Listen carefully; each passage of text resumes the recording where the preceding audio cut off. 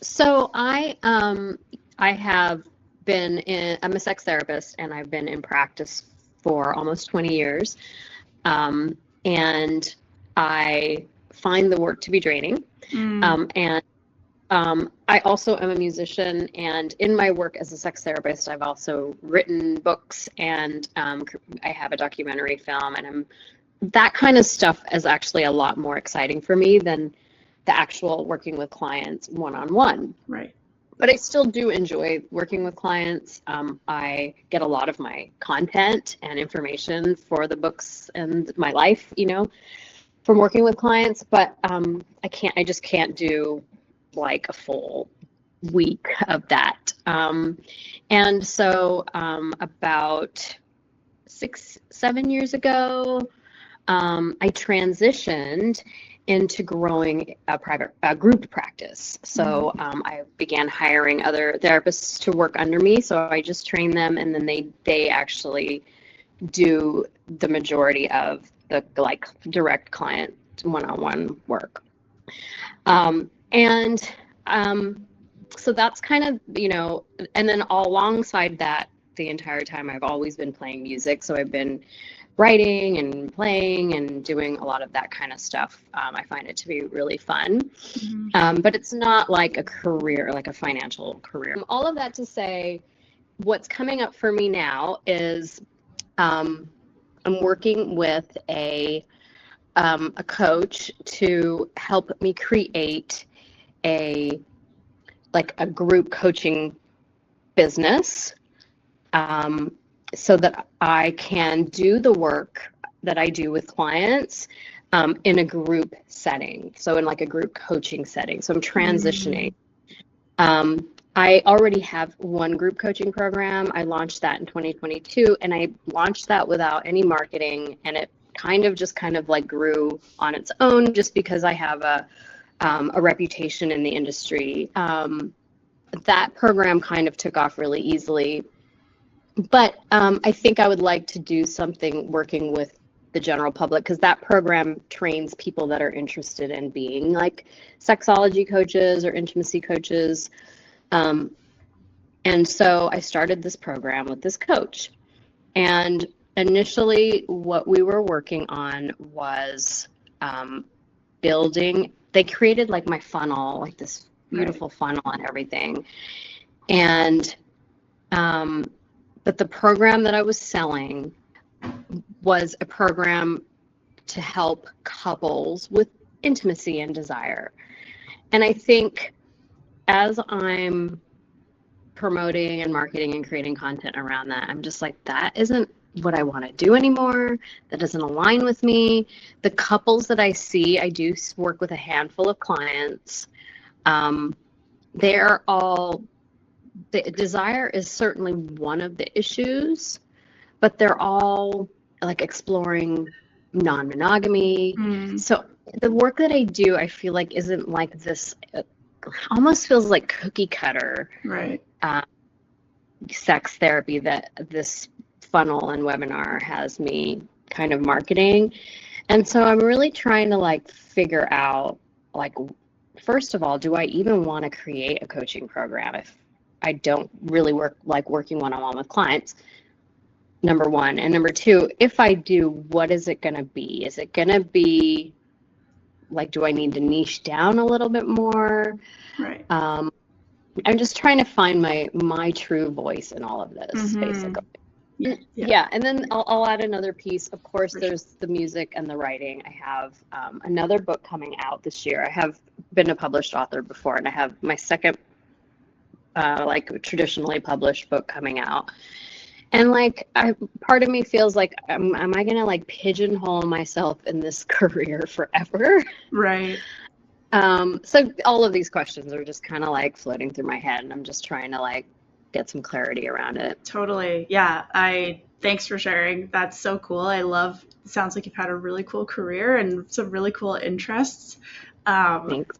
And yeah, it's really interesting. I love listening to people like tell me their story and then have the chart right there too. And I'll be like, oh, yep. Okay, that's interesting.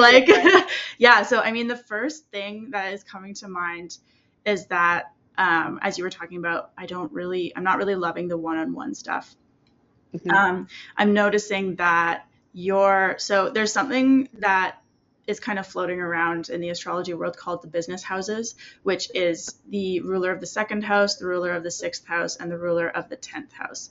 And Okay. so those are kind of considered the business houses just because of how, like, what they rule and how relevant they are to business. Mm-hmm. And I wish I had a better word than business, because I feel like business doesn't resonate with everyone. But, like, if you're an entrepreneur, it's basically career, anything where you're like doing something, putting it out into the world. Anyway, so yours are all in air signs. All your business houses are always going to be in the same element.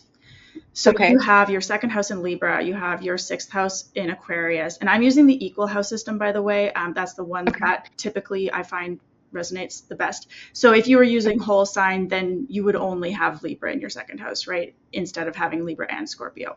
But that's just details. Oh, I see. Okay. Yeah. So Yeah, I usually use whole sign, but I'm open to hearing. Yeah. Yeah, I used to use whole sign as well. I've really found, just through my deductioning, that this works the best. Right.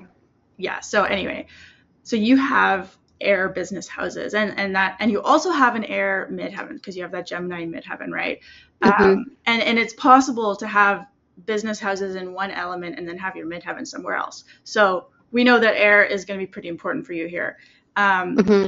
And that, to me, so the way that I look at someone with air business houses is that the way that you're going to be functioning in your business and feel the best in your business and the way your business wants to function is very airy and intellectual. And I actually have air business houses too. And the way that I've kind of conceptualized that for myself is I would like to give people information and then get out. I don't want to go on an emotional journey with you. And I do, like, I care about it, but it drains me. So someone with water business houses, I'd be like, you're probably going to really enjoy one-on-one. And like maybe you don't enjoy one-on-one, but whatever you do, you kind of want to watch the transformation. You want to watch like how people go through it. Whereas if you have air business houses, you are moving a little too fast for that. And so it makes sense to me that the one-on-ones are a bit draining for you, because they can be for me too. But I've found now, I mean, obviously I just did this offer and was like, hey, I want to do this exchange. And for some reason, I'm finding it not draining, which is really exciting. But I think it's because I've also honed how I do one-on-ones to a point where I get in there and then I can share information. You do the hour and that's it. Yeah. It's not. Yeah. Exactly. And I've gotten to the point where people are really happy with that by the end. And so I was like, okay, I can do this now because it's not draining. I don't have to think about holding space so much as giving information that's going to be enlightening to people. Right. So, right. Yeah, I think that your kind of intuition and sense of, hey, these things are draining for me, I'm not sure that I want to do that anymore. I think that's like really on point. I can see why you probably actually do enjoy kind of getting into the details and like the feelings with people, but I think your Mercury in Aries gets a little bored. And you probably are like, okay, we've done this already. Like, I would like to go and do something else. Yeah. Well, in therapy too, you can be in therapy with people for years, right? Yeah. And they don't change sometimes. And so, yes. Yeah. So I'm happy to support my therapists under me who do that work, and I see them once a week in a group setting, right? Yeah. And so to tag on to that, the other thing that I noticed is that in the equal house system, your midheaven is in the 9th house. So have you looked into your midheaven? You said you do like your midheaven. You've looked into it a bit. Okay. So so I mean, you've probably heard me talk about this already, but like the way that I look at it is that the midheaven is what you are here to actually contribute to the world. Like physically, what the midheaven point is the climax of where the sun reached on the day you were born. Like, even though your sun is right here, the apparent path of the sun, this was like the highest point that it got to.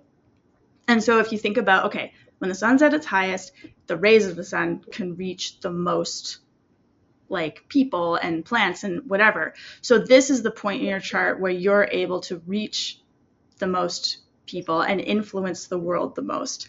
So the fact that it's in the ninth house, and the ninth house specifically has to do with education and kind of like bigger philosophical ideas, to me is like, okay, yeah, that teaching and coaching route of groups is definitely more aligned with you. And then you have Saturn there too. So I imagine that did not come easily, like the fact that you've gotten there. And you might even feel like a little bit like, am I like legit enough to do this? Like, am I qualified? I mean, I don't know. A lot of people struggle with imposter syndrome, right? But that's kind of what Saturn would, I think, that's the effect Saturn would have in that position. But it also means that once you get over that imposter syndrome, you're going to be like a master at it, because Saturn wants to master the things that it does.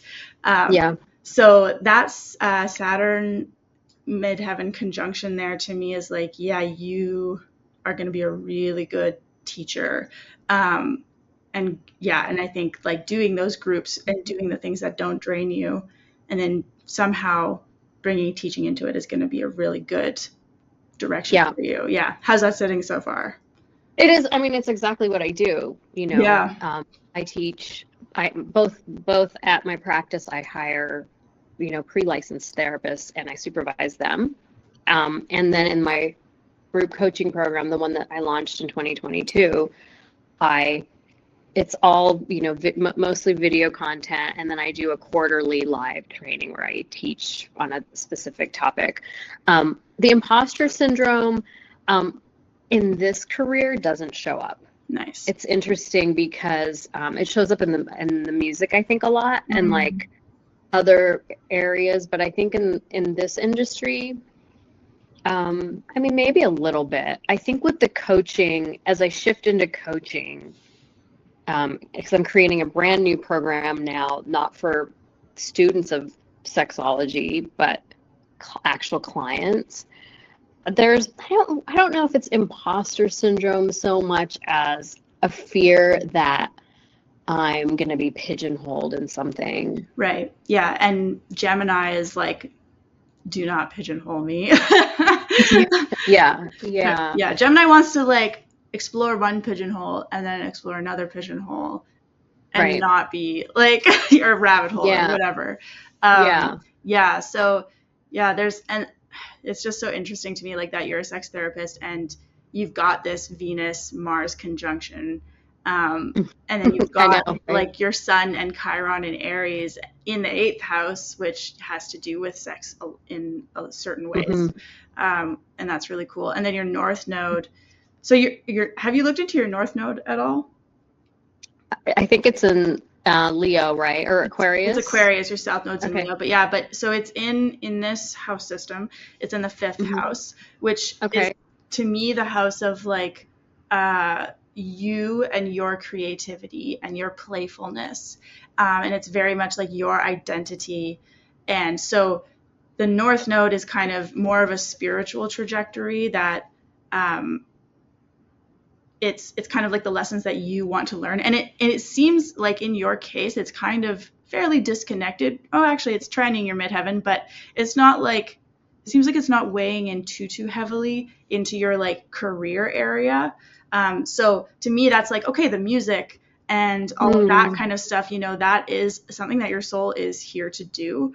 It might not necessarily be connected to your career. It's trining your career. So that tells me that, you engaging in that is going to be really supportive for the rest of your career. I'm not seeing anything so far that's like really linking them and making them seem like you need to make it into a career. But yeah. Interesting.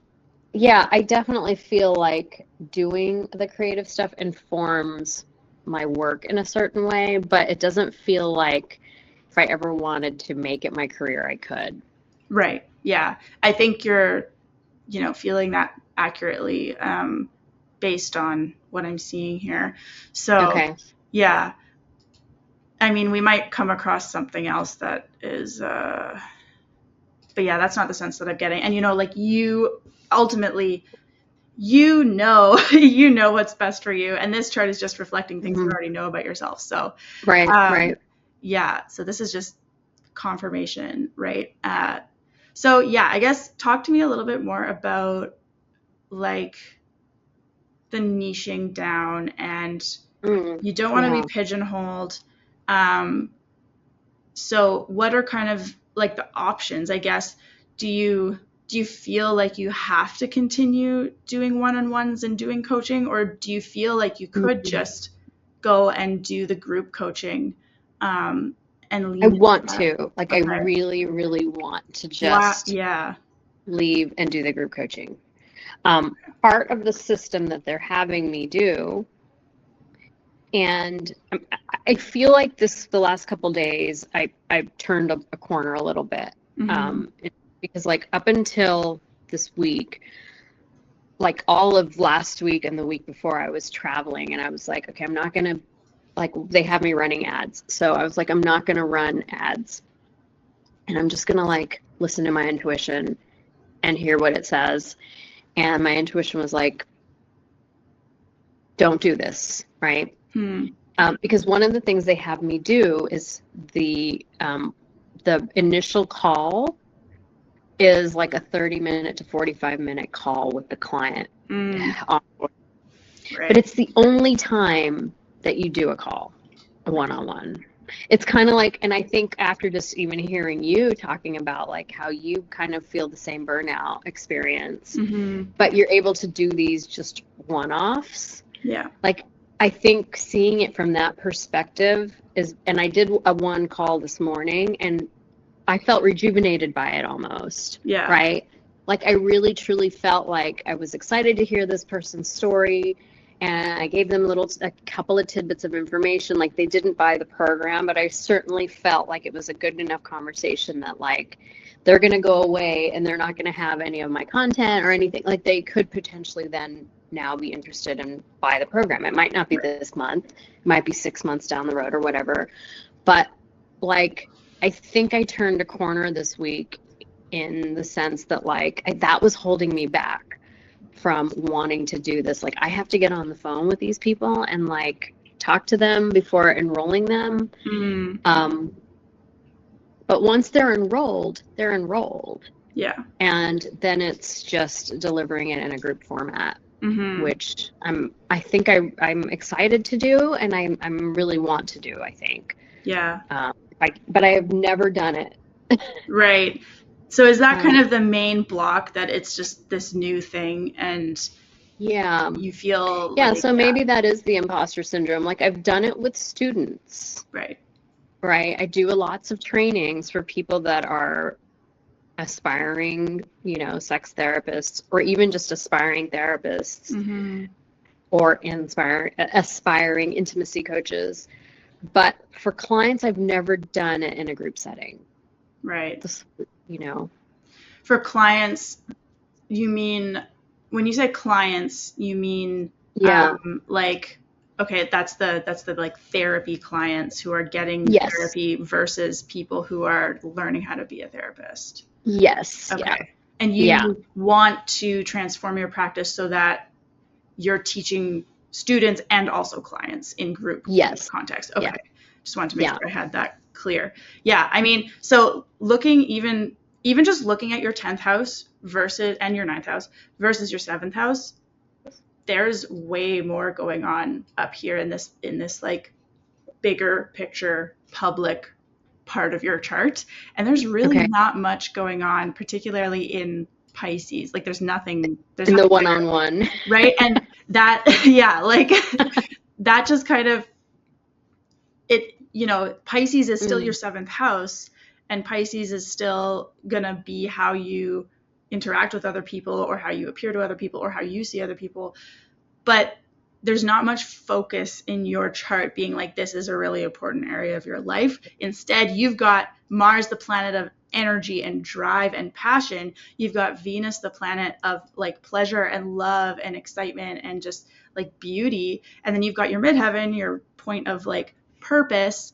They're all up here in Gemini, which is this very like, I want to talk to a lot of people. I want to kind of be like a bee and like go and get information from this person and go to this person and share that information and get new information. And like, that's much more interesting. And being able to do a lot of different things and get information from a lot of different things.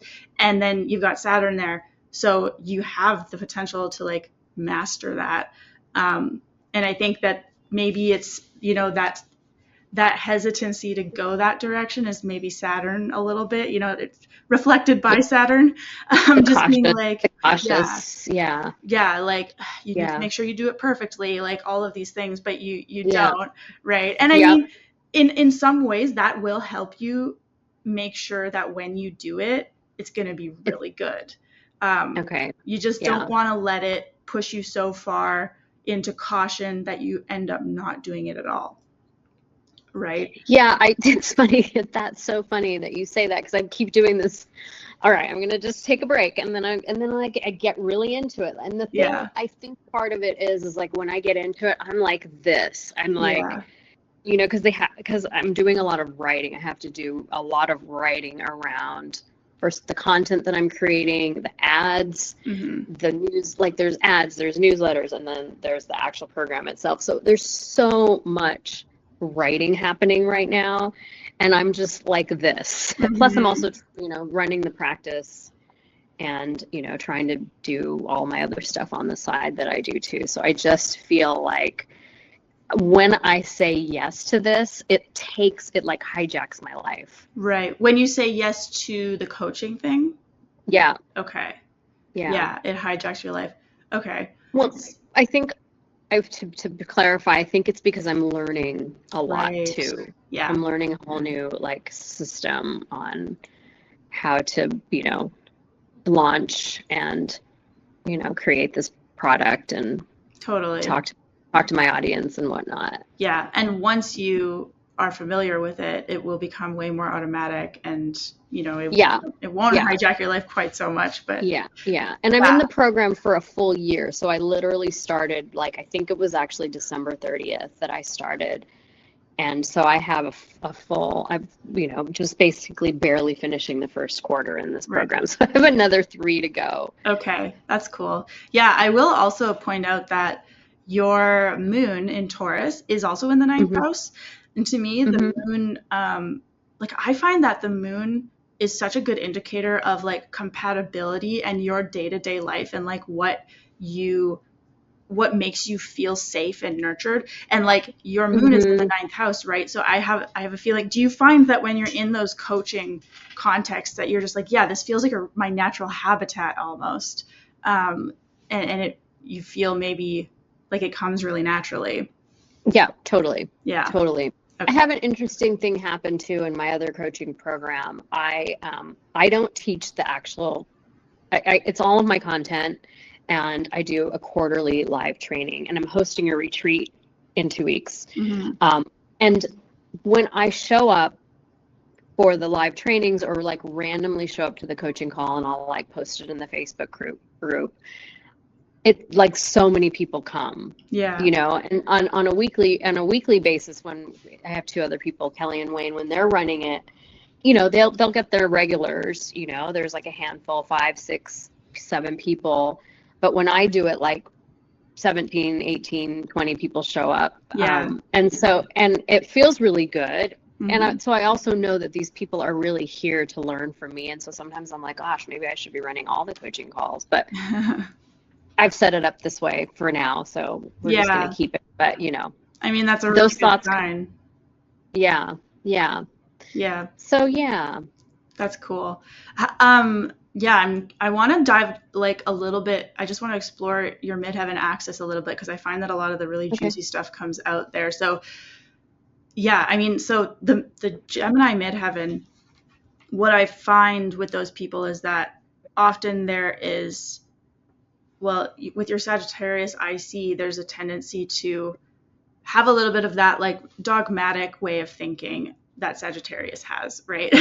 And having the default be, I know how this is supposed to work. And kind of just being like, yeah, I trust myself. Like I know what needs to happen. Whereas leaning into the Gemini Midheaven is about kind of being a little bit more curious, about other options, because the Sagittarius, like trusting yourself and trusting your own truth is really, really important.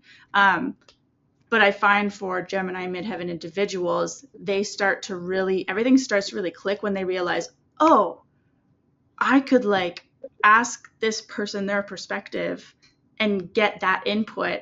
And it seems almost to me like in all of this, you have this, okay, well, this is the career that I've had, and this is the way that I've set it up. So, it's almost like the options don't occur to you, and which That's so true. That's so true. Yeah. And every now and then I'd be like, oh yeah, I should probably talk to so and so about this. Yeah, totally. And you know what, like having that Sagittarius kind of sense of self-trust is probably a really big part of why you get so many people coming to your trainings, right? Because they're like, oh, she trusts herself. Like, I want to be like that. I can trust her then. And so that's amazing. What if you want to really leverage like that axis though, getting into that Gemini side a little bit more and being like getting more a curious. little bit more curious, and kind of that bumblebee analogy, like Gemini is, I literally described this to someone recently. I was like, I see Gemini as a microscope and I see Sagittarius as a telescope. So Sagittarius is like looking through a lens and trying to see like the whole picture all at once and trying to understand everything all at once. Gemini is more of, I'm going to go in as close as I can and see what this detail is telling me, and then I'm going to go look at another detail, and through that you build the picture, right?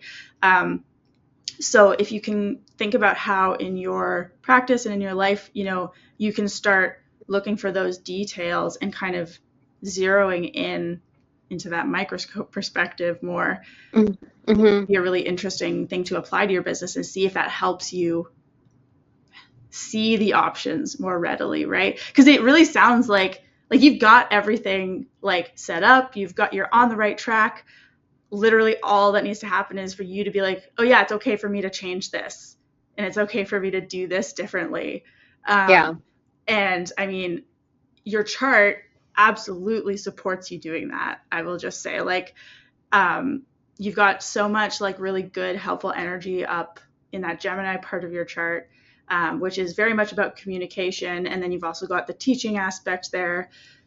Excuse me. So, and honestly, like, trust your body. If you're feeling drained, and I'm sure you know this, like, you're a sex therapist, so listening to your body is probably very important in everything you do. I think that that's enough for you to be like, yeah, I am going to stop doing this thing that's draining me, and I am going to just like follow the thing that's working. So yeah, do you feel like you have kind of more clarity now? Like how's that all sitting with you? It is. It makes a lot of sense. It is bringing up the draining thing. A lot of the new stuff has been draining. Okay. And I think it's just because I'm trying to juggle juggle a lot. I'm trying to learn this new thing. Yeah. And my business is literally going to be transitioning because of it. But I still have a group practice, and I have 20 practitioners at my group practice. Yeah. Close to that, so it's just a lot. I think as much as I want this, I still have the old stuff that I have to deal with. Yeah. And having too much stuff is always always its own battle. Yeah. And then on top of that, like I literally had one of my practice manager just left on Friday, so I'm training a new person. So, but it kind of like leans into that whole, like, I think I'm ready to be kind of done with the practice. I think, I'll always keep it, but I don't want to keep a bunch of practitioners that aren't really pulling their weight. Right. I think. For sure. So it's just bringing up a lot, I think, as I really want to transition. So I have like an impatience about it, I think, is the thing that can be a block sometimes, I think, when you're like impatient. I totally get that. And honestly, so I have Mars and Venus in Gemini conjunct as well, and I think they're both at Interesting. 11 degrees. So that's really funny. And so I think that is like a big part of where that impatience comes from, and being like, okay, I know what the next thing is now. I want to go do that right now. Yeah. And that happens to me a lot. Yeah, I would say I have a feeling that the sense of like, well, I can't just jump to that thing is a bit of social conditioning. I've found for me, when I have actually allowed myself to just let go of something sooner than I think I should, often it's like, oh, right, okay, it's not all my responsibility. Like, people will be okay. And then you feel like so light. So there's probably I love that. Thank you for that. That's really profound. Yeah. Yeah, I'm so glad that you're finding it helpful. I'm gonna write it down. Yeah. Sometimes we just need someone to be like, hey, this is an option, right? Yeah. So yeah, if you have to let go of something, let go of the thing that's draining you. Feeling like you're obligated and responsible to it that's not going to help anyone, because you showing up in a place where you're being drained regularly, you're not going to be able to serve people as well as you will be able to if you're doing the new things, right? And also discerning like, okay, am I feeling drained because I feel like I should be doing something else, or do I feel drained because I actually don't want to be doing this one thing? And that can be like helpful to parse out, I think. It's been one of the most profound things in my life to be like, oh, I don't actually have to follow through on this. Even though I feel like my reputation depends on it, it's actually not going to be in anyone's best interest to do that. And I totally understand that struggle. Yeah, I love that. That's it's great. I feel like I practice that I let a lot of things go. Mm-hmm. Like specifically like clients. I'm like, well, it's not working out anymore, and I need, but like to say it out loud has a different power to it, like I can let it go. Totally. And also like one client compared to a business that employs several people, that's different. That's probably going to feel a lot more weighty to you. So, give yourself the time you need to process that, obviously. Yeah. But yeah, it's interesting how it's easy for you to do that in that context. And now it's just a matter of kind of also applying that to these bigger things.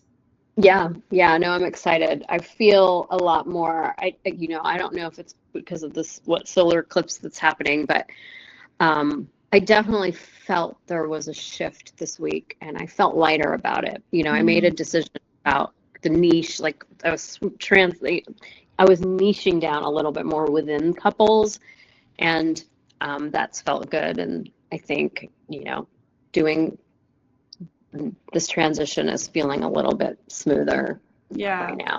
That's great. Yeah, I find that eclipses, they're kind of like, all right, we're going to come in and we're going to shake this thing that you've built, and we're going to see if it stays together. And if it doesn't, then you know which parts need to be fixed.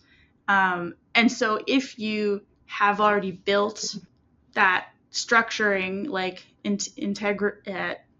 if your structure has integrity, then you don't really have much to worry about, right? And also, if you're not like hugging the side of the building trying to keep everything up, like it's much less stressful than just letting it fall and then being like, okay, that's where I need to go. Like, not resisting the eclipse is the only way to actually get through it unscathed, I would say. Yeah, just let the cards fall where they may, right? Yeah, exactly. Yeah. So is there, with all of that, it feels like you've kind of had your aha moment and there's some clarity there. Is there anything else you want to touch on in our last few minutes?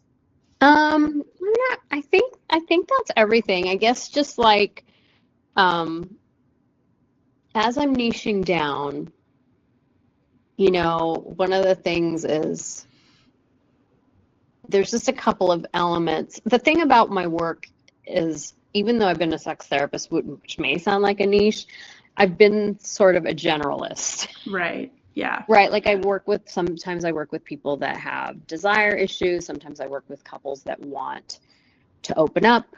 Yeah. Sometimes I work with, you know, and then when you're doing therapy, you're kind of just like, you can kind of float in and out of a variety of different things. But in a coaching program, it's like in terms of marketing, it's important to be niched, even though once I, enroll people, I can, kind of weave in and out. So I think I'm just kind of like, that's where I'm having a little bit of trouble, I think, is like, Yeah. how do I write about this?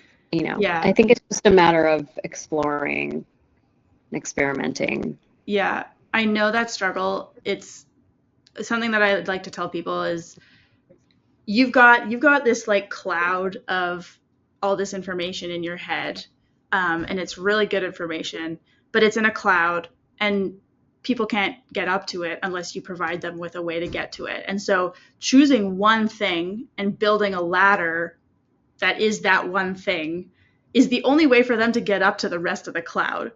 Right? So And everything else is there, right? But it is, I exactly. think, yeah, that's such a good reminder. I teach that in my program. Yeah. I teach my, like you have to niche. It doesn't matter, like if you, Well, yeah, and I don't even know if it's specifically niching, because I find that just one post that I do that is talking about a specific thing does better than trying to talk about something really general, right? So it's not even niching. It's like when you speak specifically. Speak like about something that is going to really catch someone's eye, and then like do that every time you talk, but you could talk about something different every time.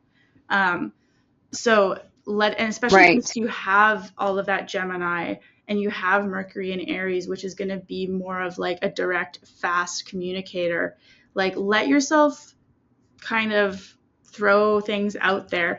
When I started my astrology business, I was not intending to focus on the midheaven specifically. The reason that happened was because I ended up having an aha moment about the midheaven, and then I shared that, and then it went crazy. And there was like such a good response to it. And I was like, oh, okay, here's my niche. Like, you don't actually have to decide. You can just start throwing stuff, throw like spaghetti noodles at the wall, see what sticks.